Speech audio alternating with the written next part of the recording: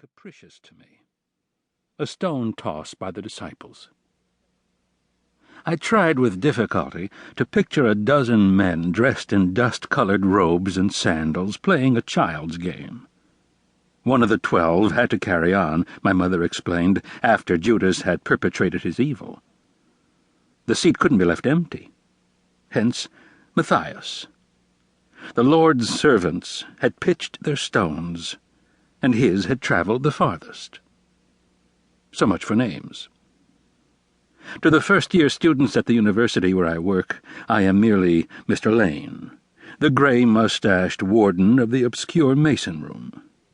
But to graduate students I am something like a god, indispensable and unavoidable, keeper of countless objects of desire. And in reality? In reality, I'm the archivist at one of America's most prestigious institutions of higher learning, where I oversee a collection of rare books and manuscripts, the notes and letters of dead writers and other prominenti, and boxes of miscellany donated by eccentric graduates.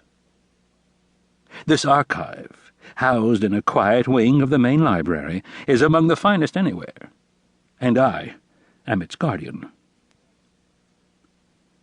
I assumed my post in 1965, the year T.S. Eliot and my wife Judith died. And since then I've inhabited a secure realm. Of course, there have been the predictable encroachments of microfiche, computers, fax machines. I make use of these things. In fact, I find them entertaining. But they have nothing to do with the life of the mind. The genuine scholars, those for whom books are nearly everything, pay little attention to the junior librarians with their keyboard fixations. The real scholars come to me. In this part of the library, I alone know where everything is. I have memorized the stacks and shelves and drawers. I could find books in the dark, by their broken spines, their covers' textures, their heft in my hand. My work has always satisfied me.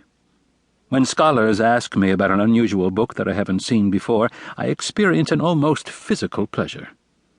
It's as if I'm a boy again, scavenger hunting. When I'm on the trail alone, sure of my ability to find what I'm looking for, I experience my rewards. Naturally, there are frustrations, when things are misplaced or my time is wasted. I'm rough on pseudo-scholars, but I like assisting anyone who's serious, even novices who can barely use the card catalog. I look for the sign of real intention, that hunger which comes over a person's face when he really needs to find something in print. Except for a few of the oldest and most fragile manuscripts, I allow the collection to be read and used by anyone who passes my inspection. I don't hoard the treasure. Materials not open to the public, however, are another story. Now and then, some unscrupulous researcher will ask for a quick look at items that remain under lock and key until a specified date. This pushiness instantly annoys me, though it no longer surprises me. With such researchers, I assume a weary, antagonized look as I explain that certain bequests arrive with clear restrictions on accessibility. Violating those limits is a form of grave robbing.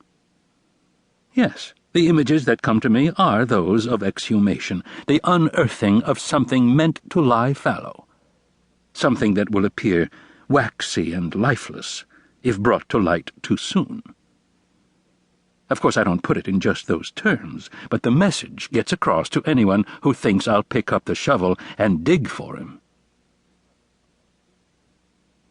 I was set on edge then when last spring a young woman approached me about some letters of T.S. Eliot.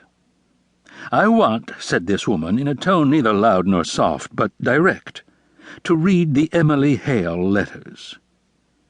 Had I not looked straight at her, I'm sure nothing would have ensued, but I stared at this woman, and in her eyes, which were large and curiously coloured, a moss-grey shade, lustrous, I could see the genuine intention I've never been able to ignore.